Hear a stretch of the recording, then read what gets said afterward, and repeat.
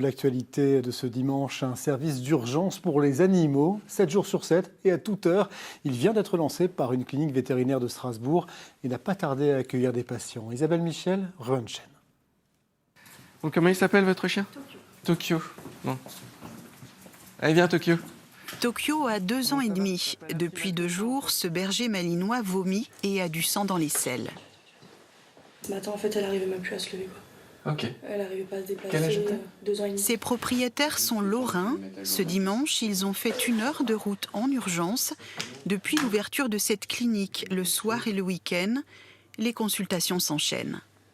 Alors, on est confronté à différents types d'urgences, des urgences aiguës, ça peut être des accidents de la voie publique, ça peut être des défenestrations, des chats qui tombent du 4e étage par exemple, des accidents de chasse, des plaies, ça c'est assez fréquent en période de week-end, et puis on peut aussi avoir des intoxications ou des maladies qui sont en cours d'évolution et qui commencent à devenir aiguës. Après une auscultation minutieuse, le vétérinaire décide de faire une prise de sang. Les résultats tombent 20 minutes après.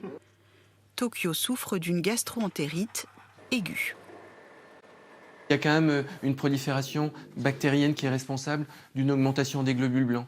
La plupart du temps, ce n'est pas le cas.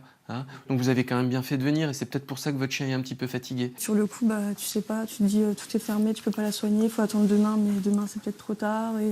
Donc là, franchement, c'est bien. En salle d'attente, c'est au tour d'Ouma, 2 ans, de patienter avec sa maîtresse. Je trouve déjà qu'il n'y a pas forcément assez de prise en charge d'urgence pour les animaux de compagnie. Donc plus il y en aura, plus il y aura de structures, mieux ce sera. Chaque nuit, la clinique accueille entre 5 et 20 patients et jusqu'à 150 animaux le week-end. La géothermie profonde.